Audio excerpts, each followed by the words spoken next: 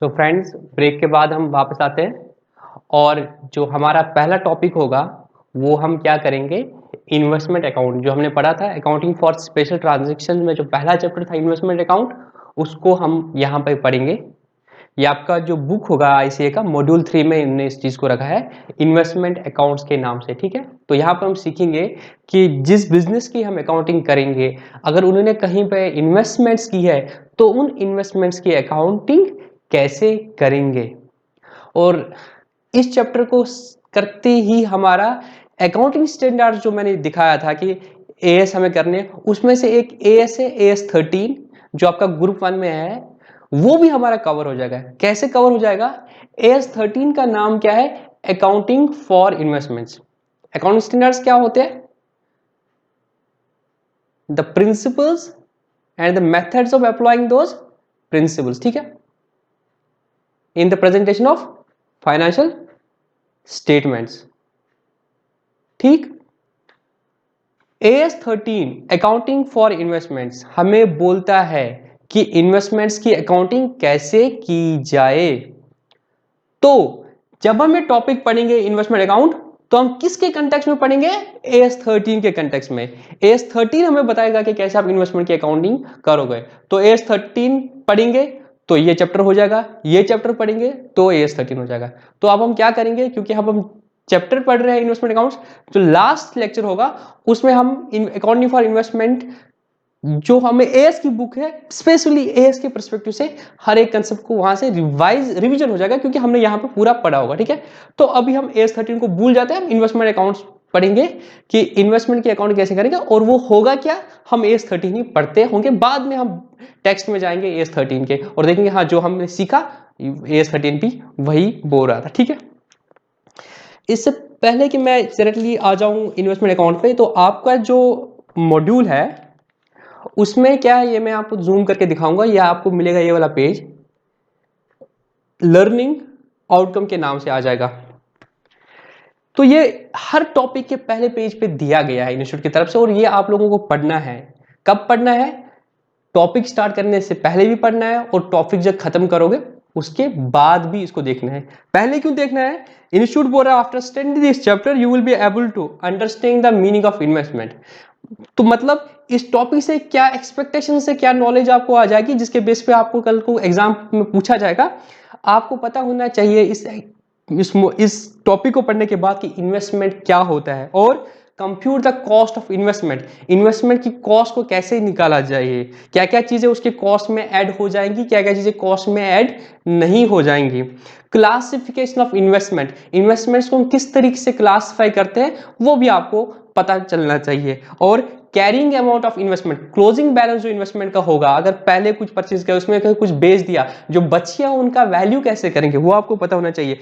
और अगर आपने कुछ बेच दिया, जो बेच दिया उसमें कितना प्रॉफिट और लॉस हुआ उसको कैलकुलेट करना आना चाहिए। और अगर आपने रिक्लासिफाई कर दिया, किसको? आपने पहले क्लासिफिकेशन में बोला था ये करंट इन्वेस्टमेंट है, बाद में आपने बोला नहीं अब हम इसको ट्रीट करेंगे लॉन्ग टर्म, जो मैं आगे बता दूंगा, नॉन करंट करके बोले, तो उसको हम कैसे करेंगे वो मैं आपको आगे बता दूंगा। तो ये एक्सपेक्टेशंस है आपकी इस पूरे चैप्टर से। ठीक है, तो अब हम पूरे टॉपिक को पढ़ेंगे, लास्ट में हम देखेंगे कि क्या हमें ये सारा चीज आ रहा है कि नहीं आ रहा है। तो सबसे पहली चीज क्या है?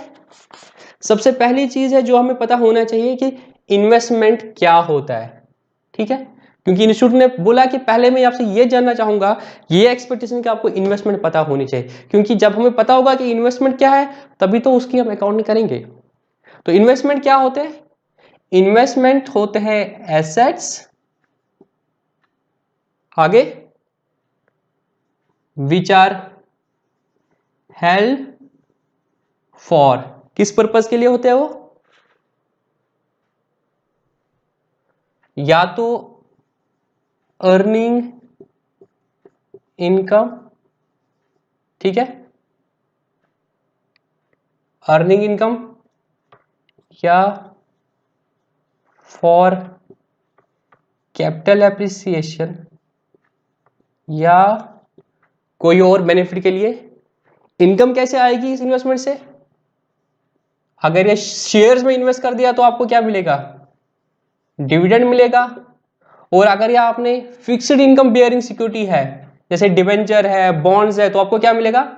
इंटरेस्ट है, या अगर कोई प्रॉपर्टी है तो आपको इससे क्या मिलेगा, रेंटल इनकम मिलेगी। ठीक है, तो इन्वेस्टमेंट वो एसेट्स है बिजनेस के जो आपने रखे हैं, बिजनेस ने रखे किस पर्पज से, वहां से आपको कोई इनकम आ जाए, या वहां से आपको कोई अर्निंग हो जाए, या तो आप वहां से कोई अर्निंग हो जाए in the form of dividend, interest और रेंटल इनकम आ जाए, या आपने होल्ड करके परचेज करके रखा है, जैसे आपने लैंड परचेज करके रखी है इस उम्मीद से कि बाद में रेट्स बढ़ेंगे, तो वो कैपिटल एप्रिसिएशन, या कोई और एसेट रखा होगा इस नियत से कैपिटल एप्रिसिएशन के लिए, तो वो आपने बिजनेस में अपने ट्रेडिंग ऑपरेशंस के लिए नहीं रखा है, अपने ट्रेडिंग ऑपरेशंस के लिए, मतलब आपने एसेट तो पढ़ा है ना, वो सारी प्रॉपर्टीज जो हमने 11th में पढ़ा था, which are the properties of the business, और जहां से इकोनॉमिक बेनिफिट्स आने वाले हैं, ये एसेट है, मगर ये आपने ट्रेडिंग ऑपरेशंस में नहीं लगाया है, स्टॉक नहीं है आपका ये। ठीक है, ये आपने रखा है किसके लिए, अर्निंग ऑफ इनकम के लिए। ठीक है, और यहां पे ये मतलब ये जो होना चाहिए एसेट, ऐसा एसेट होना चाहिए which should not B stock in trade. अगर आपका ये स्टॉक इन ट्रेड है तो आपका इन्वेस्टमेंट नहीं आएगा। मैं एग्जांपल देता हूं, एक नॉर्मल कंपनी है, ठीक है, रिलायंस इंडस्ट्रीज, उसने अगर किसी की कंपनी में, कंपनी के शेयर्स में, बॉन्ड्स में, प्रेफरेंस शेयर्स में, डिबेंचर्स में पैसा लगाया है, उनके लिए इन्वेस्टमेंट है। बट अगर वो कोई फाइनेंस कंपनी है, ठीक है, तो वो अगर किसी के शेयर्स में लगाएगी, उसके लिए वो स्टॉक इन ट्रेड माना जाएगा, तो उसके लिए वो इन्वेस्टमेंट नहीं कहलाई जाएगी। तो पहली बात हमें समझ आई इन्वेस्टमेंट का मतलब क्या है, वो सारे assets which are held for earning income but they should not be use in the business, क्योंकि अगर यूज इन द बिजनेस होगा तो फिर तो वो पीपीई में आ जाएगा। They are held in the business but are not use for the purpose of the business, but they are held for earning the income either by way of dividend, interest or rental income, or for the capital purpose, appreciation purpose, or for any other benefit, but they are not stock in trade and they are not used in the business। ठीक है, तो एक चीज हमारी cover हो जाएगी, investment का meaning हमारा हमें समझ आ गया। अब हमने क्या करना है, दो चीजें हमने करनी है।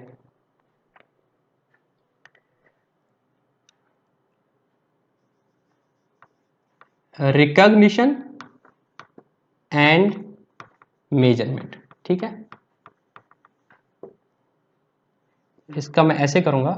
ठीक है, इनिशियल रिकॉग्निशन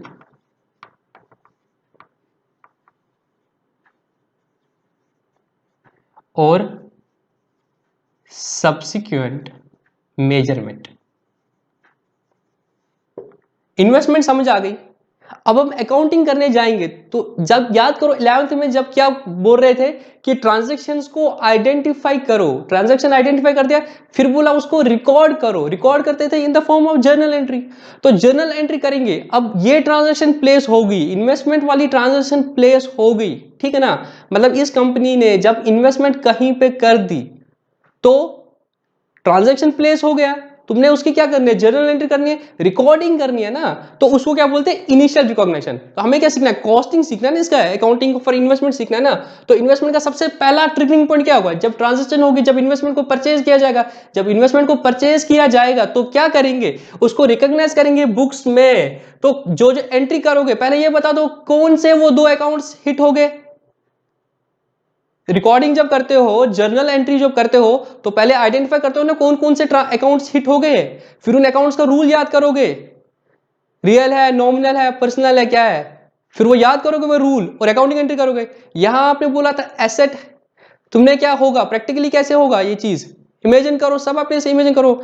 मैं एक अपने आप को ये चीज करो, पूरे लेक्चर्स में आप एक कंपनी के अकाउंटेंट हो, उस कंपनी ने किसी और कंपनी के शेयर्स में परचेज कर दिया, तो आप क्या बोलोगे, this is an investment for the company. So one account investment, और दूसरा क्या हुआ, हमारे बैंक से पैसा चला गया, तो आपने दो अकाउंट्स को आइडेंटिफाई कर दिया, इन्वेस्टमेंट अकाउंट और bank account. Investment account, real account, debit what comes in, और बैंक चला गया, क्रेडिट व्हाट गोज आउट।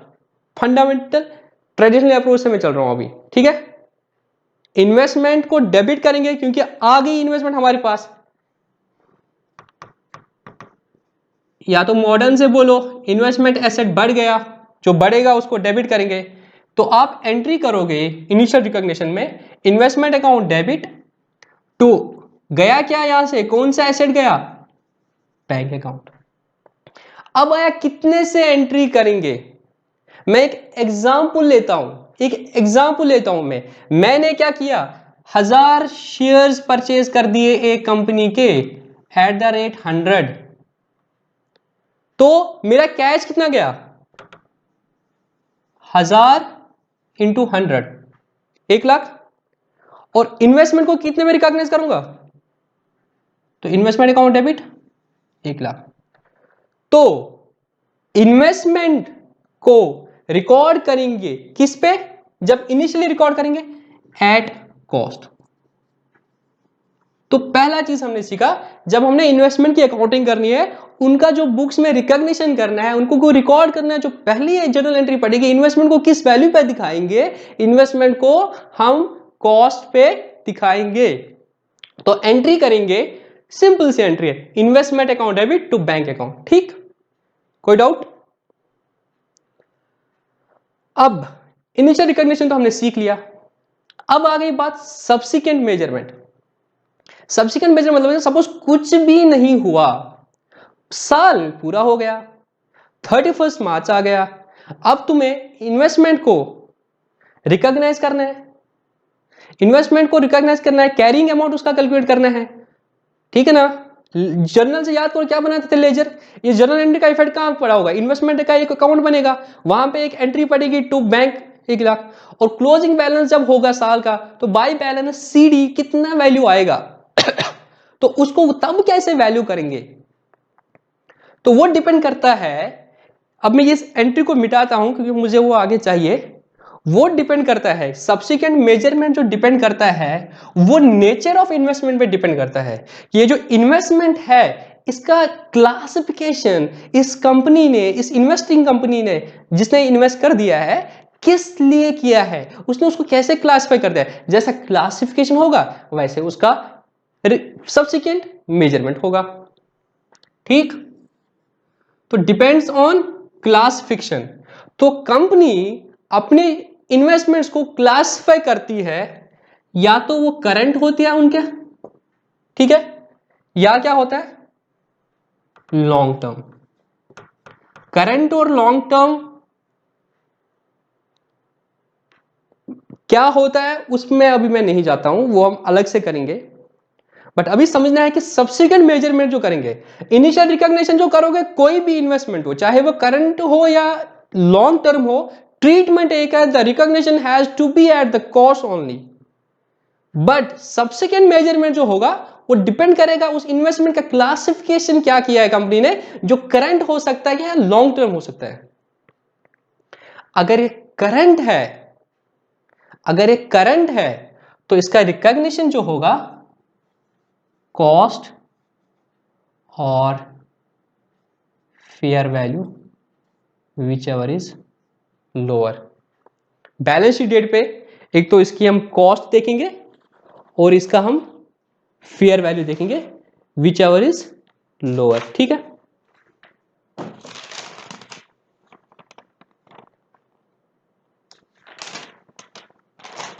और जो लॉन्ग टर्म होगी, लॉन्ग टर्म इन्वेस्टमेंट जो होगी, उसको हम हमेशा कॉस्ट पे ही क्लोजिंग बैलेंस लेंगे। सिर्फ उस केस में हम उसको कॉस्ट से नीचे लाएंगे, जब क्या होगा, अनलेस परमानेंट डिमिनिशन। अगर परमानेंटली हमें लग रहा है कि इस इन्वेस्टमेंट की वैल्यू डाउन हो रही है, तो तब ही हम क्या करेंगे, उसका सब्सिक्वेंट मेजरमेंट कॉस्ट से नीचे करेंगे उस वैल्यू पे जो उसकी फेयर वैल्यू हो गई। ठीक है, फेयर वैल्यू आप ले लो, इसको हम नेट रियलाइजेबल वैल्यू भी बोलते हैं या इसको हम मार्केट वैल्यू भी बोलते हैं। ठीक है, करंट में हम देखो, मैंने इधर परमानेंट बोला, परमानेंट का अपोजिट क्या है, टेम्परेरी। मतलब अगर आपने किसी इन्वेस्टमेंट को क्लासिफाई कर दिया है लॉन्ग टर्म और बैलेंस शीट डेट पे उसका टेम्परेरी फ्लक्चुएशन आया है, वो नीचे आया है, आप उसको नीचे नहीं लाओगे।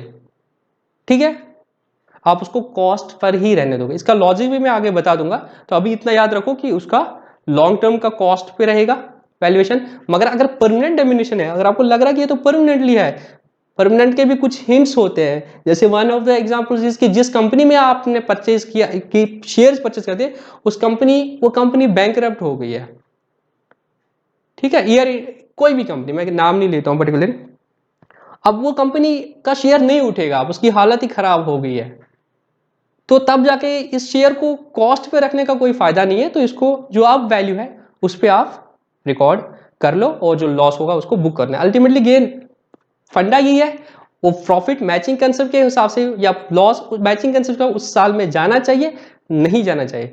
जो आपने करंट रखा है, जिनका मैं अभी आगे क्लास में बता दूंगा, करंट के लिए जाना चाहिए और लॉन्ग टर्म के लिए नहीं जाना चाहिए। अभी जब करंट और लॉन्ग टर्म पढ़ाऊंगा मैं, तब हम इस पर डिस्कस करेंगे। बस यही चीज है जो हमें होगा, सब्सिक्वेंट मेजरमेंट हो जाएगा, फिर जाके हमारा प्रॉफिट भी निकलेगा।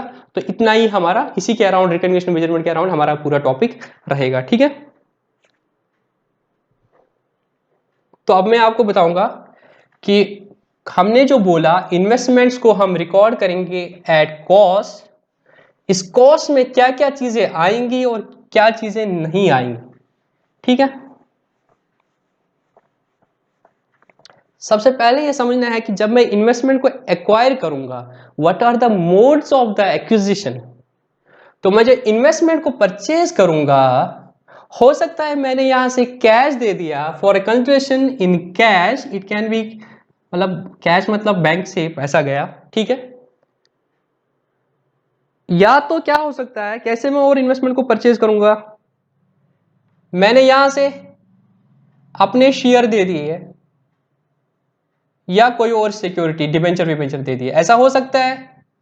याद करो हम 12th में जब इश्यू ऑफ शेयर कैपिटल पढ़ते थे, उधर हमने बोला था एक अकाउंटिंग एंट्री हम करते, issue of shares for consideration other the cash. वहां पे मैं मशीनरी परचेज करता था वेंडर से, और वेंडर को पैसे नहीं देता था बल्कि कंपनी के शेयर्स देता था। तो हम एंट्री कैसे करते थे, plant and machinery account debit और शेयर कैपिटल, और अगर प्रीमियम वाला होता तो उसको सिक्योरिटी प्रीमियम या डिस्काउंट वाला जो भी होता था हम वैसे कर लेते थे। यहाँ पे भी कुछ वैसा ही है, इन्वेस्ट वहां पे मशीनरी परचेज करता, हो सकता है यहाँ पे इन्वेस्टमेंट परचेज करता हूं, मैं किसी कंपनी के शेयर्स ले रहा हूं और यहाँ पे उसको अपने डिबेंचर्स दे रहा हूं, यहाँ से अपने शेयर्स दे रहा हूं। तो तब जो मैं उसके शेयर्स परचेज कर रहा हूं उसकी अकाउंटिंग एंट्री किस वैल्यू पे कर जाएगी, क्या कॉस्ट माना जाएगा वो। और तीसरा तरीका क्या हो सकता है, यहाँ तो मैंने शेयर्स और अदर सिक्योरिटी, और हो सकता है मैं कोई यहां से कुछ और एसेट दे दूं,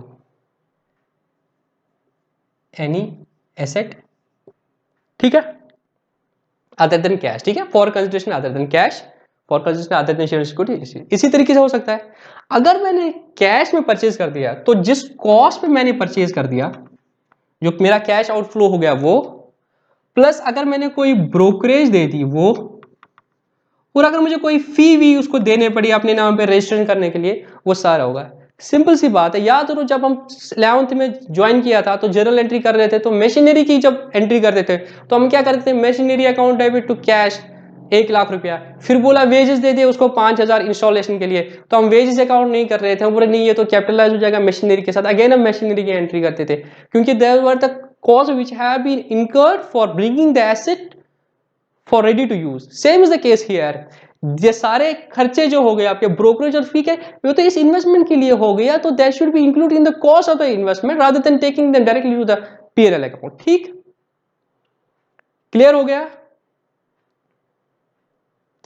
अब आई बात, अगर आपने यहां से शेयर्स दे दिए या कोई और सिक्योरिटी दे दी, तो उस केस में हम अकाउंटिंग एंट्री कैसे करेंगे। यहां पे अभी जैसे ये वाले एग्जांपल थे जो मैंने अभी आपको एग्जांपल दे दिया, 10,000 शेयर्स परचेज कर दिए, तो आप उसको यूज कर सकते हो, वो एक सिंपल एंट्री होगी, ठीक है। जो अभी एंट्री होगी थी इन्वेस्टमेंट अकाउंट में, चलो मैं लिख लेता हूं यहां पे, investment account debit to bank account, ठीक है, जो वो 1 लाख का था, being 1000 equity shares of ₹100 each purchase, ठीक है, ऑफ दैट कंपनी जिसका नाम होगा, ठीक है, बहुत सिंपल है। तो रिकॉग्निशन एट कॉस्ट वो उसका आ गया। अब अगर आपने यहां से क्या किया, वहां तो वो इन्वेस्टमेंट परचेज कर दिया, बट यहां से उसको क्या किया, कैश तो नहीं दिया, अपना कोई शेयर दिया या अपनी सिक्योरिटी दे दी, तो वहां पे क्या होगा, cost of investment is equal to fair value of share oblique other security issued. Fine, तो यहां पे कॉस्ट क्या माना जाएगा, जो शेयर आपने दे दिया उसकी fair value, does it make sense और नॉट? हमने जो परचेज कर दिया उसका फेयर वैल्यू नहीं देख रहे हैं हम क्या देख रहे हैं? Fair value of the share issued. अगर मैं ये शेयर, देखो इसको हम तोड़ के देखो, अगर मैं ये शेयर, फेयर वैल्यू पहले समझ लो फेयर वैल्यू क्या होता है, ठीक है, क्योंकि आप अभी तो फाउंडेशन से आए हो। Fair value, fair means fair, ठीक है, मतलब दो साउंड माइंड के बंदे अगर कोई डील करेंगे, मतलब जो परचेज कर रहा है उसको भी नॉलेज है कि मैं क्या परचेज कर रहा हूं, इसकी वैल्यू क्या है, जो सेलर है उसको भी नॉलेज है, उसको भी वैल्यू पता है, वो जिस वैल्यू पे डील करेंगे उसको हम आर्म्स लेंथ प्राइस बोलते हैं, उसको हम फेयर वैल्यू बोलते हैं। मतलब दोनों में से एक पागल नहीं है वो आईफोन उसको 1000 रुपए में बेच देगा, ऐसा नहीं होगा। दोनों को पता है वो जो चीज बेच रहे हैं उसका क्या वैल्यू होगा। कोई उस पोजीशन में नहीं है कि किसी को बेवकूफ बना दे, ठीक है, दोनों को पूरी नॉलेज है, फुल इंफॉर्मेशन है उनको, और उनको पता है कि किस वैल्यू पे डील हो जाएगा। आर्म लेंथ प्राइस इसको बोलते हैं, ठीक है। तो यहां पे मैंने क्या बोला, हमने कॉस्ट ऑफ इन्वेस्टमेंट क्या करना है, fair value of share issued. अब देखो कैसे, ये क्यों बोला है शेयर इश्यूड, उसका क्यों नहीं बोला है, अब इसको समझने के। अगर मैं ये शेयर उसको नहीं देता, मार्केट में बेचता, मुझे कितना पैसा आता, सपोज मेरे शेयर का फेयर वैल्यू 120 था और मैंने 1000 शेयर इसको दे दिए, 1000 इंटू 120 कितना हो जाए, 1,20,000। फिर जाकर मैं इसके पास देता, ये ले लो 1,20,000 और मुझे वो शेयर्स दे दो। तो don't you think my cost for the investment is the opportunity cost which I have lost by not selling these shares in the market and giving these shares directly to that party, the seller of the shares या debentures, जो भी वो investment हो सकती है। तो मेरी जो कॉस्ट है ना, जो वहां नहीं जा रही, वैसे आगे फिर नहीं जाता, डायरेक्टली गया उसके पास, तो उस वैल्यू पे रिकॉग्नाइज करूंगा, ठीक। अब आई तीसरी बात, ठीक है, यहां पे मैंने लिखा नहीं है तो मैं यहां पे लिख लेता हूं, मैंने एफ पी लिखा है, बोला मैंने ठीक फेयर वैल्यू, बट लिखा नहीं तो मैं लिख लेता हूं। इसलिए लिखता हूं क्योंकि एफ पी से ना एक और भी होता है, फेस वैल्यू होता है। तो फेस वैल्यू और फेयर वैल्यू में फर्क होता है। शेयर के कितने वैल्यू हो सकते हैं, face value, nominated value, par value, वो तीनों एक है, ये तुमने सीपीटी में पढ़ा होगा इशू ऑफ शेयर्स में। Face value, nominated value, registered value, ये सारा एक होता है। और मार्केट वैल्यू क्या होता है, जितने में मार्केट में बिक रहा है, तो अगर लिस्टेड शेयर होगा तो वो खोल दो मनी कंट्रोल, तो वहां से पता चलेगा इसका मार्केट वैल्यू होता है। फेयर वैल्यू होता है कितने पे होना चाहिए, जो मोर और लेस मार्केट वैल्यू के नजदीक होता है, ठीक है। तो यहां पे क्या है, फेयर वैल्यू। अब अगर मैंने कोई और एसेट उसको दे दिया, सपोज गाड़ी दे दी, और वहां से क्या किया, हमारे पास गाड़ी पड़ी थी, वो गाड़ी उनको दे दी और वहां से इन्वेस्टमेंट परचेज कर दी, तो तब क्या आएगा,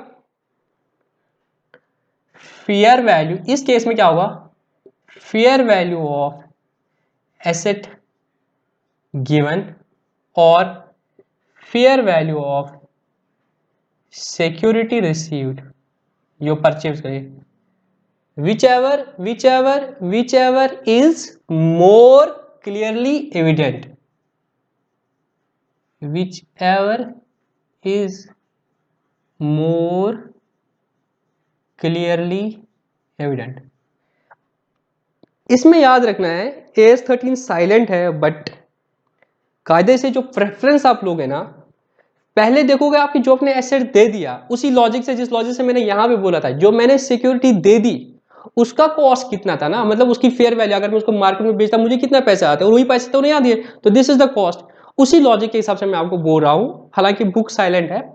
पहले आप ये देखोगे, तो उन्हें ये बोला fair value of asset given और fair value of security received, whichever is more clearly evident। But मैं आपको बोला फर्स्ट प्रेफरेंस आप इसको दे दो, fair value of asset given, वो आपके पास क्लियरली एविडेंट है कि नहीं है। मतलब अगर मैंने गाड़ी दे दी और वहां से इन्वेस्टमेंट परचेज कर दी, मैं देखूंगा मेरी गाड़ी की फेयर वैल्यू क्या थी, अगर वो है ना तो मैं उस पर करूंगा, अगर वो नहीं है तो मैं देखूंगा क्या fair value of security received, अगर वो सपोज लिस्टेड शेयर है तो मुझे पता है कि उसका वैल्यू कितना है, तो तब मैं उसको which ever is more clearly evident वो लूंगा, ठीक है। यहाँ पे कोई आर्बिट्री बेस पे नहीं लेना है ये, अगर ये लिस्टेड है तो डेफिनेटली ये चलूंगा, अदरवाइज प्रेफरेंस के हिसाब से ये लूंगा पहले, क्योंकि दिस इज द कॉस्ट जो मैं उसको रियलाइज करके यहां से दे सकता था, बट मैं नहीं दे रहा हूं तो मैं डायरेक्टली कर रहा हूं, तो पहली प्रेफरेंस इसको दूंगा।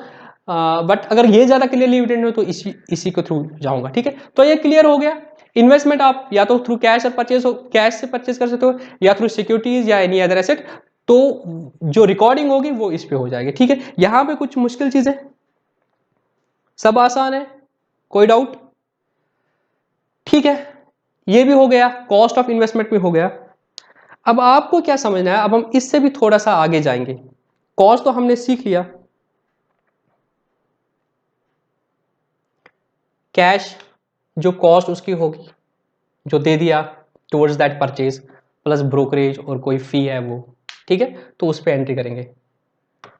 तो और एक चीज जो हमें AS 13 बोलता है कि जब आप अकाउंटिंग करोगे तो वो बोलता है हर स्क्रिप्ट का तुम्हें क्या करना है, अलग से अकाउंट बनाना है। अब यहां तुम कंफ्यूज हो कि स्क्रिप्ट के मतलब क्या है, तो आप समझ लो अगर आपने 5 कंपनीज के शेयर्स है ना, ठीक है, या एक कंपनी का शेयर है, दूसरी कंपनी का डिबेंचर है, तीसरी तीसरी कंपनी का बॉन्ड है, चौथा गवर्नमेंट सिक्योरिटी है, तो हर का अलग अलग बना लो। ठीक है, investment in XYZ limited, investment in debentures of ABC limited, investment in government securities, investment in bonds of this company, तो उनका एक अलग अलग अकाउंट बना दो। ठीक है, ये मतलब है। अब ये जो मेरी इन्वेस्टमेंट हो सकती है, ठीक है, इनको मैं फर्दर अगर बाइफरकेट करूंगा, मैं क्लासिफिकेशन पे नहीं जा रहा हूं, अभी क्लासिफिकेशन में आगे दिखाऊंगा, मैं इनका नेचर में दिखा रहा हूं, वहां से जो इनकम मुझे आ रही है, because this are held, one of the cases is first their assets which are held for earning income by way of interest और डिविडेंड। तो इनकम बियरिंग अगर ये है कि वहां से मुझे इनकम आ रही है, तो ये दो तरह की हो सकती है, इन्वेस्टमेंट्स मेरी दो तरह की हो सकती है। एक हो सकती है जिसको हम बोलेंगे फिक्स्ड इनकम बियरिंग सिक्योरिटीज, और दूसरा हो सकता है जहां से कोई फिक्स्ड इनकम नहीं आ रही है, उसको बोल रही है वेरिएबल इनकम बियरिंग सिक्योरिटीज। ठीक है, अब फिक्स्ड का अपना, या दूसरे तरीके से बोलो, मैंने यहां पे बोला फिक्स्ड इनकम या वेरिएबल इनकम, मैं इनको दूसरे तरीके भी बोल सकता हूं। इन्वेस्टमेंट मेरी दो तरह की हो सकती है, investment in the financial assets which are in the nature of debt, और investment in securities which are nature of in the nature of equity. अगर मैं डेट की बात करूंगा तो मेरे क्या आएंगे, जो गवर्नमेंट सिक्योरिटीज होती है वो, जो डिबेंचर्स है वो, और बॉन्ड्स। तो मैं इन्वेस्ट कर सकता हूं इस तरह की सिक्योरिटीज में जहां पे मेरा फिक्स्ड इंटरेस्ट आता है, डिबेंचर्स 12% को 12%, बॉन्ड्स 10% या G-Secs 8% जो भी होगा, या वेरिएबल होता है जहां पे मेरा इक्विटी शेयर्स। ठीक, ये हो गया। अब यहां पे ना एक चीज समझनी पड़ेगी हमें, क्योंकि हमें क्या निकालना है, कॉस्ट।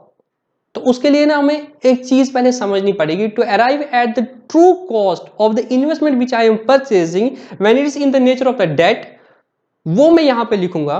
तो उसके लिए ना मैं, ये आपको क्वेश्चंस में भी करना पड़ेगा, मैं आपको आगे बताता हूं। हम क्या करेंगे, एक टाइमलाइन बनाया करेंगे। ठीक है, किसी भी क्वेश्चन को हम टाइमलाइन में बनाया करेंगे, उससे क्वेश्चन आसान करना बहुत होता है, बहुत आसान होता है। तो मैं एक एग्जांपल लेता हूं, ठीक है, एक समझने की वहां से इनकम कैसे आती है, कब क्या होता है, तो उस बेसिस पे हम उसकी अकाउंटिंग करेंगे। ठीक है, सपोज मैं एक एग्जांपल लेता हूं डिबेंचर्स की। ठीक है, मैंने किसी कंपनी के डिबेंचर्स में इन्वेस्ट कर दिया, वो डिबेंचर्स का रेट ऑफ इंटरेस्ट है सिंपली 10%। 10% डिबेंचर्स में मैंने इशू कर दिया ऑफ ABC लिमिटेड। वो ABC लिमिटेड क्या करती है, 10% डिबेंचर जो है, interest payable half yearly, interest payable half yearly on, किस किस दिन को देती है वो,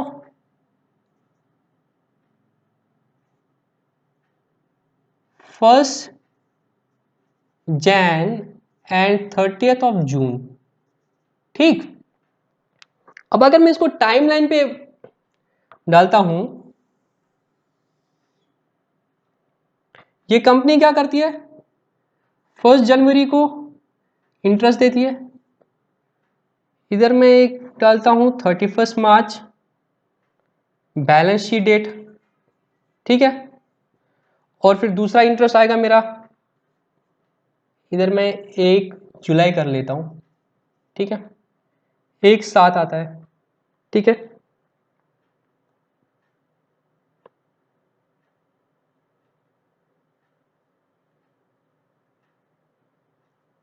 उसके बाद 1 जनवरी आता है, उसके बाद अगेन बैलेंस शीट डेट आता है, ठीक है।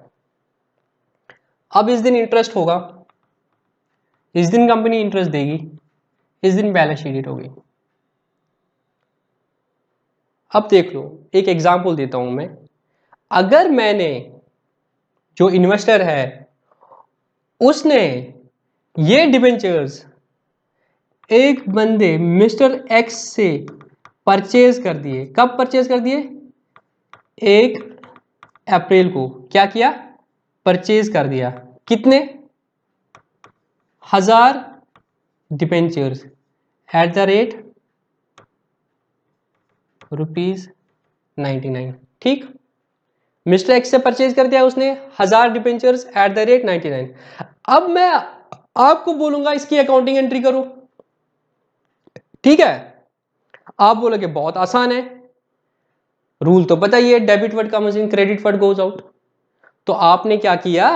आपने एंट्री डाल दी, investment in debentures of ABC limited account debit to bank account 99,000। Fine, ठीक है। बट अब मैं आपको एक चीज बोल रहा हूं, मैं जो ये 1 लाख के डिबेंचर्स 99,000 पे परचेज कर रहा हूं, ठीक है, इसमें कुछ मिलने वाला है मुझे? हाँ, मिलना तो है। 3 महीने के बाद, 3 महीने के बाद ये कंपनी मुझे इंटरेस्ट देगी। कितना इंटरेस्ट देगी? ये इंटरेस्ट देगी मुझे। इंटरेस्ट किस पे होता है? फेस वैल्यू पे। इनका फेस वैल्यू कितना है? 1000 इंटू फेस वैल्यू सपोज 100 का है, ठीक है, डिबेंचर्स ₹100 का है, ठीक है। तो इसका है 1000 into 100 which equal to 1 lakh into rate of interest is 10% which equal to 10,000 divide by 2 into 6 divide by 12। ये कंपनी मुझे 1 जुलाई को, जब मेरे पास ये डिबेंचर्स होंगे, तो इस कंपनी से मुझे 6 महीने का डिबेंचर इंटरेस्ट मिल रहा है। 6 महीने का इंटरेस्ट मिल रहा है मुझे 5,000, क्योंकि डिबेंचर्स मेरे पास है, ठीक। बट मैं अगर देखूंगा मेरी डिबेंचर से इनकम कितने पीरियड की है, जब से वो मेरे वो कब से है? 1 अप्रैल से। तो 3 महीने को तो ये मेरे पास थे, ये तो मेरे 3 महीने के थे। तो पोस्ट एक्विजिशन पीरियड सिर्फ 3 महीने का है, तो 3 महीने का मुझे यहां से इनकम मिलना चाहिए। मुझे 6 महीने का क्यों मिल रहा है? कुछ ना कुछ तो गलत हो रहा है। इट मीन्स ये जो 3 महीने का इंटरेस्ट है ये एक्रू हो गया था, बट ड्यू नहीं हुआ था। पढ़ा था ना हमने, interest accrued and not due, interest accrued and due, ये होता है। यहां पे 3 महीने का इंटरेस्ट हम AS9 में पढ़ते हैं, रेवेन्यू रिकॉग्निशन में, कि जो ऐसे इंस्ट्रूमेंट्स होते हैं, ऐसे इन्वेस्टमेंट होते हैं जहां से इनकम इंटरेस्ट बियरिंग होती है, टाइम बेस्ड होती है, तो जब टाइम हुआ होता है तो हम उस इंटरेस्ट इनकम को एक्रू कर लेते हैं। तो यहां पे अगर मिस्टर एक्स भी सपोज बुक्स बनाता, उसने इस प्रॉफिट को बुक किया होता और दिखाया होता interest accrued but not due, but मिला ये मुझे 6 महीने का मिला, बट मुझे मेरा प्रॉफिट 3 महीने का। तो हुआ क्या होगा? तो कहानी कुछ इस तरह से हुई होगी, जब 1 अप्रैल में मैंने यहां से इसको परचेज कर दिया, इस बंदे को भी पता है यार 3 महीने तो ये सिक्योरिटीज मेरे पास थी, तो उसका जो डिबेंचर इंटरेस्ट है वो टाइम पीरियड मेरा वाला था, तो मुझे मिलना चाहिए था, बट मैं डिबेंचर इसको दे रहा हूं, अब इसको मिलेगा, तो मैं इससे अभी लेता हूं वो। और मुझे भी पता है कि इसमें 3 महीने का इंटरेस्ट इसमें है जो डेफिनेटली मुझे मिलेगा, बट मेरा नहीं है, इसका है। तो being both of sound mind and having the knowledge of the things, हमने फेयर वैल्यू पे ट्रांजैक्शन की होगी। तो मतलब ये 99 जो होगा यहां पे कुछ चीज मिसिंग थी जो मैंने छुपा के रखी थी अभी तक। वो ये थी कि ये जो 99 का मतलब मैंने उसने बोला था मुझे 99 में मैं तुझे बेचूंगा, बट इस 99 के साथ एक चीज लिखी होनी चाहिए जो आपको क्वेश्चन में मिलेगी कि ये एक्स इंटरेस्ट था या ये कम इंटरेस्ट था। ये आपको मिलेगा क्वेश्चन में, ये एक्स इंटरेस्ट था, ये कम इंटरेस्ट था। ठीक है, अब ये बात कंफ्यूजिंग हो गई कि एक्स इंटरेस्ट क्या होता है या कम इंटरेस्ट होता है। मैं यहां पे अभी वेरिएबल इनकम सिक्योरिटीज को हटाता हूं। हम अभी बात करेंगे इंटरेस्ट के बारे में। जब मैंने बोला एक्स इंटरेस्ट और कम इंटरेस्ट, इसका मतलब क्या होता है? एक्स का मतलब होता है विदाउट, ठीक, और कम का मतलब होता है इंक्लूडिंग या कंबाइंड। मतलब एक्स इंटरेस्ट का मतलब क्या होता है? Without interest, without interest. और कम इंटरेस्ट का मतलब क्या होता है? Including interest, combined with interest. ठीक है, तो मैं इंक्लूडिंग इंटरेस्ट, हम बोलते हैं ना कोई परचेज करते हैं तो वो कॉम्बो में मिलता है, लैपटॉप कम माउस, ठीक है, ऐसी ऐसी चीजें। ठीक है, इंक्लूडिंग इंटरेस्ट। तो यहां पे अगर 99x इंटरेस्ट था, इसका मतलब उसने बोला था इंटरेस्ट अलग से बाई। तो मींस तब मैंने क्या किया होगा, जो मैंने आपको नहीं बोला था, मैंने कैलकुलेट किया होगा इन 3 महीने का इस पे इंटरेस्ट कितना था। 6 महीने का 5,000 है और 3 महीने का कितना हुआ, डिवाइड बाय 2 करेंगे 2500। तो सबसे पहले आपको क्या करना है, आइडेंटिफाई करना है इस फिक्स्ड इनकम बियरिंग का कितना अभी इंटरेस्ट है जो एक्रू हुआ है। कब? जिस दिन ट्रांजैक्शन हो रही है बिटवीन द पार्टीज, उस दिन देखना है कितना अभी तक इंटरेस्ट एक्रू हुआ है जो अभी तक मिला नहीं है। तो वो आपको कहां से पता चलेगा? जब अपने टाइमलाइन बनाई होगी तो जिस दिन ट्रांजैक्शन हुई उससे पीछे देखोगे कौन सा दिन था जब लास्ट टाइम इंटरेस्ट मिला था। ठीक, तो उसका फेस वैल्यू से रेट ऑफ इंटरेस्ट करके उस टाइम पीरियड के लिए आपको क्या निकलेगा, आपको क्या निकलेगा, इंटरेस्ट। अब फिर क्वेश्चन पे जाओगे कि जो डील हो गई पार्टीज के बीच में, एक्स इंटरेस्ट है कि कम इंटरेस्ट है। अगर एक्स इंटरेस्ट है, इतना मींस जो 99 रुपीज है वो विदाउट इंटरेस्ट है। तो वो बोल रहा है मुझे सेलर, भाई 99 तो मुझे इनका दे दे जो ये डिबेंचर है, और जो इंटरेस्ट अमाउंट है वो अलग से दे दे। मींस तब मैंने 2 एंट्रीज की होगी, 2 आउटफ्लो कैश के गए होंगे, एक 99,000 towards purchase of the investment and 2500 towards the interest accrued on these debentures which I। अब बोलोगे सर हम क्यों दे दें इंटरेस्ट, ये तो फिर इंटरेस्ट एंट्री मैं दूंगा तो वो तो फिर मेरा खर्चा हो जाएगा, तो मेरा खर्चा क्यों होना है? मैं बोलूंगा नहीं, दैट इज इंटरेस्ट एक्रूड, मैं उसको खर्चा बुक नहीं करूंगा। तो मैं एक एंट्री करूंगा, एक दूसरी एंट्री करूंगा, interest accrued account debit 2500 to bank. ठीक है, फिर क्या होगा, 6 महीने बाद मुझे क्या मिलेगा, 5,000 मिलेगा। फाइन, तो बैंक अकाउंट डेबिट कितना हुआ, 5,000। फिर एंट्री क्या हो जाएगी, इस 5,000 की एंट्री क्या हो जाएगी, बैंक अकाउंट डेबिट 5,000। मेरी इंटरेस्ट इनकम कितनी है भाई, मेरी इंटरेस्ट इनकम तो ये 3 महीने है ना, तो 3 महीने का इंटरेस्ट कितना है, 2500। तो वो मैं अपने पीएनए में लूंगा, तो अभी मैं इंटरेस्ट कॉलम में लूंगा, टू इंटरेस्ट अर्नड करके 2500। और ये जो इंटरेस्ट एक्रूड मैंने डेबिट किया था कंट्रोल अकाउंट, इसको वापस करूंगा टू इंटरेस्ट एक्रूड 2500। ये इंटरेस्ट एक्रूड, ये interest accrued cancel, bank 2500 cancel. तो मेरा जो करेक्ट चीज होना चाहिए, मेरी इनकम 2500 होनी चाहिए थी, जो 2500 फिर इंटरेस्ट से पे ना जाएगा, bank account debit to interest earned 2500 चला जाएगा। ठीक है, इस तरह से हमारी करेक्ट एंट्री हो जाएगी। ये तब हुआ अगर जो मैंने उससे वो परचेज कर दिया वो एक्स इंटरेस्ट था।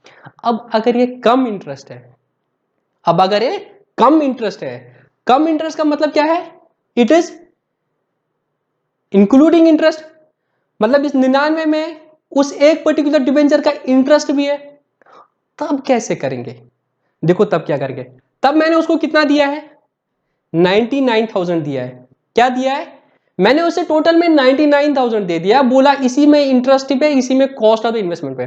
अब मेरे एंगल से देखो, मेरे एंगल से देखो, परचेजर जो है, जो इन्वेस्ट कर रही है, मेरे एंगल से देखो तो मैं उसको 2500 इंटरेस्ट का दे रहा हूं। ये 2500 तो मुझे पता है 2500 मिलना ही मिलना डेफिनेट है।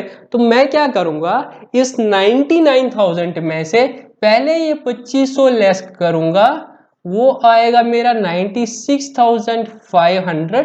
ठीक है, तो मैं बोलूंगा मैं इसको क्या कर रहा हूं, मैं डिबेंचर्स का इसको 96,500 दे रहा हूं, और श्योर चार्ज जो इंटरेस्ट मुझे 3 महीने बाद 6 महीने का मिलेगा, जिसमें से 3 महीने इसके थे 2500, वो उसका मुझे मिल रहा है, तो मैं इंटरेस्ट एक्रूड की एंट्री करूंगा, जो वैसे कर दिया था। तो इंटरेस्ट एक्रूड दोनों में ठीक वो रहेगा। तो मैं इस एंट्री को ऐसे मिलाऊंगा, investment in debentures of ABC limited, वो हो जाएगा मेरा 96,500, interest accrued account debit 2,500 to bank account 99,000। समझ आया? तो क्या करना है, अगर फिक्स्ड इनकम बियरिंग इन्वेस्टमेंट है, सबसे पहले पकड़ो कि जिस दिन ट्रांजैक्शन हो रही है उससे पहले कब इंटरेस्ट मिला था, उतना इंटरेस्ट निकाल के रखो। ठीक, फिर क्वेश्चन में देखो कि वो ट्रांजैक्शन कम इंटरेस्ट है कि एक्स इंटरेस्ट है। एक्स इंटरेस्ट है तो अलग से देना पड़ेगा, कम इंटरेस्ट है तो उसी में इंक्लूडिंग है, तो उसमें से लेस करना पड़ेगा, बाकी की एंट्री करनी पड़ेगी। ठीक, सिंपल है।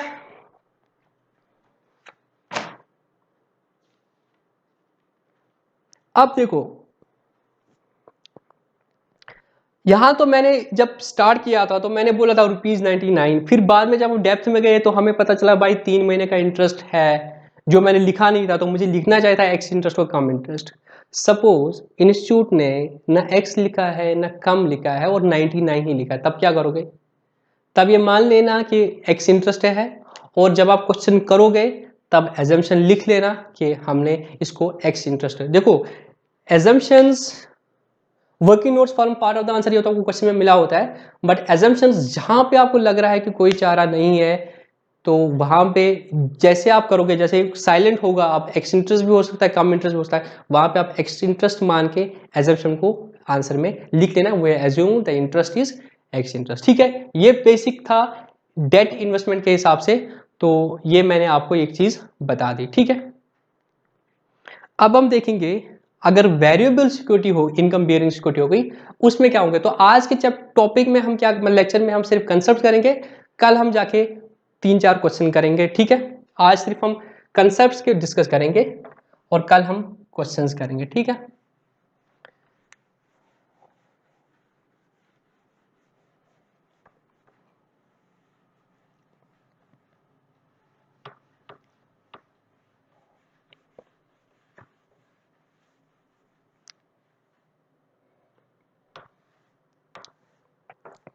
देखो अब इंटरेस्ट वाली सिक्योरिटीज को मैंने बोल दिया, अब सब कुछ शेयर्स की बात करते हैं। ठीक है, तो शेयर्स का नेचर समझने की कोशिश करेंगे।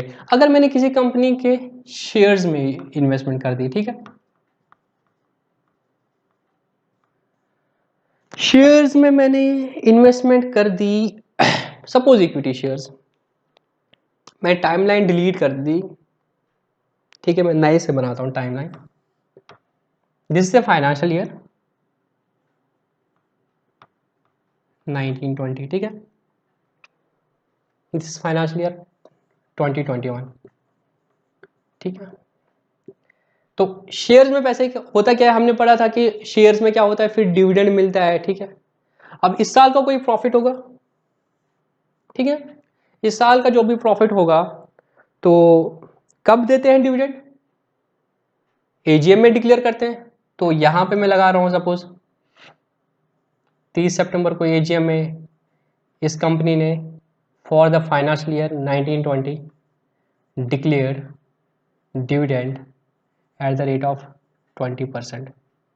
ठीक है, और ये भी फेस वैल्यू पे होता है। ठीक है, of face value, suppose face value ₹10 है, तो ₹2 का डिविडेंड उसने पर शेयर कंपनी ने डिक्लेयर कर दिया।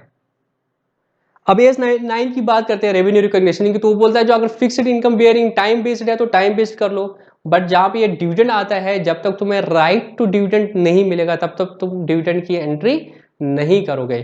तो मेरे पास अगर शेयर्स है तो मैं कब एंट्री करूंगा डिविडेंड इनकम की, जब मेरे पास राइट आएगा, मतलब एजीएम तक मैं वेट करूंगा। अगर एजीएम में उन्होंने डिक्लेयर कर दिया डिविडेंड कंपनी ने, तो तब जाके मैं क्या बोलूंगा, ठीक है मैं इनकम बुक करूंगा, ठीक है, और वो भी इस पिछले साल की। अगर मैंने यहां पे एक साथ को किसी कंपनी के शेयर्स परचेज कर दिए, अभी तो मैंने डिबेंचर्स परचेज कर दिए थे, तो आप आसाम से बोले थे ठीक है, हमने टाइमलाइन पे पहले 2 डेट्स डाल दिए जहां पे इंटरेस्ट मिलता है, तो यहां पे कोई है ही नहीं ना, ठीक है, यहां तो कोई इंटरेस्ट वाली डेट है ही नहीं। तो टाइमलाइन से इतना बोलता है कि हाँ पिछले साल था जब मेरे पास तो शेयर्स नहीं थे, शेयर उसके पास थे, बट अभी तो कोई डिविडेंड ही नहीं है, तो मैं डिविडेंड वाला वो कम डिविडेंड एक्स्ट्रा डिविडेंड तो निकाल ही नहीं सकता हूं, क्योंकि डिविडेंड पता नहीं तब कंपनी एजे में देगी भी नहीं देगी, देगी तो कितना देगी, प्रॉब्लम होगी। तो सिंपली हम क्या करते हैं, जितने में भी उसको परचेज कर दिया उतने की एंट्री करते हैं। सपोज यहां पे मैंने उसका जो शेयर्स है, अगेन मैं सिंपली के लिए 1000 शेयर लेता हूं, एट द रेट 50 परचेज कर दिया, तो मैं सिंपल एंट्री करता हूं, investment in shares of XYZ limited to bank account 50,000। ठीक है, कोई डाउट, क्योंकि इंटरेस्ट में निकाल नहीं सकता हूं, मुझे नहीं पता है कि जो डिविडेंड कल मिलेगा कि नहीं मिलेगा, मिलेगा कितना मिलेगा, तो मैं कुछ नहीं करता हूं अभी के लिए मैं हाँ 50,000 का 50,000 कॉस्ट मिला रहा हूं। सपोज कल को क्या हुआ, 30 सितंबर को एजीएम में उन्होंने डिविडेंड डिक्लेयर कर दिया 2 रुपया, अब मुझे कितना, और ये बोला कि ये पिछले साल के लिए 1920 के लिए, 1920 के उन्होंने हर शेयर पे मुझे कितना दिया 2 रुपया, और मेरे पास कितने थे 1000 शेयर थे, तो मुझे कितना पैसा मिला होगा 2000। अब अगर मैं ये एंट्री करूंगा, cash bank account debit to PNL, एक एंट्री हो सकती है, bank account debit to profit and loss account 2000, but यहां पे क्या गलती हो रही है, मैं तो इसको इनकम ले रहा हूं। अब इसको मैं अगर एनालाइज कराऊंगा, ये मुझे मिला है इनकम उस टाइम पीरियड के लिए जब मेरे पास थे ही नहीं, तो this is the pre acquisition period, ठीक है। अभी हमने प्री एंड पोस्ट तो एक टॉपिक ही करना है, तो प्री एक्विजिशन का डिविडेंड जो मेरा था ही नहीं, तो इसको मैं क्या करूंगा, ये इसको मैं अपनी इनकम में नहीं लूंगा, बल्कि इसकी कॉस्ट में से फिर सब्सिक्वेंटली लेस करूंगा। तो मैं जब मुझे डिविडेंड मिलेगा और पता भी चल रहा है कि ये प्री एक्विजिशन पीरियड का है, क्योंकि फाइनेंशियल ईयर 1920 का दिया जा रहा है डिविडेंड, जबकि मेरे पास ये शेयर्स थे ही नहीं, मेरे पास तो 1 जुलाई में आ गए। सपोज इस पीरियड का इंटरिम डिविडेंड भी मिलेगा तब भी वो मुझे लेस करना पड़ेगा, तो मैं एक सब्सिक्वेंट एंट्री करूंगा, bank account debit to investment in shares of XYZ limited. ठीक है, यहां तक कोई डाउट? इसमें भी एजम्पशन वही है, एक तो लॉजिकली है कि मेरा पोस्ट एक्विजिशन का है और मेरा तो इनकम है ही नहीं, तो मेरे इस साल के पीएनएल में क्यों जाएगा, मैचिंग कंसेप्ट भी पिट रहा है यहां पे। और दूसरा लॉजिक से देखा जाए कि जब मैंने यहां पे डील की होगी, उस बंदे को भी तो ये पता है कि कंपनी का तो प्रॉफिट पिछले साल का था, कंपनी का प्रॉफिट है, राइट टू एंटाइटलमेंट अभी राइट नहीं मिला है, बट ठीक है एक्रू तो मतलब एक सेंस में बोल सकता हूं कि यार हाँ इस कंपनी के प्रॉफिट से डिविडेंड तो होगा।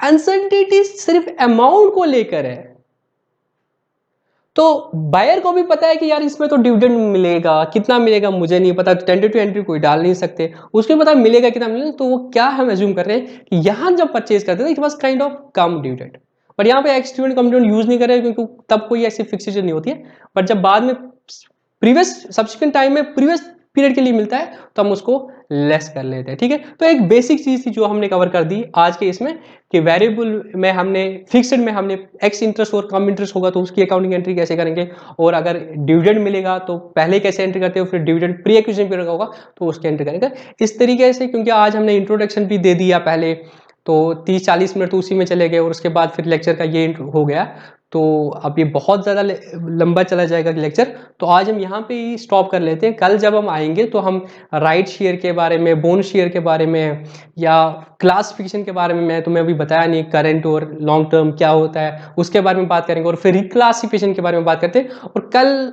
होपफुली हम सारे कंसेप्ट इस चैप्टर के कंप्लीट करेंगे और 3-4 क्वेश्चन हम करेंगे। कल का लेक्चर भी ज़्यादा होगा, 1.5-2 घंटे का हो सकता है, और उसके बाद लास्ट में हम एक आध क्वेश्चन करके फिर AS13 को उस बुक से देखेंगे, और तो उसी में मैं PDF भी अपलोड करूंगा अगर आपके पास अभी बुक नहीं होगा। ठीक है, थैंक यू।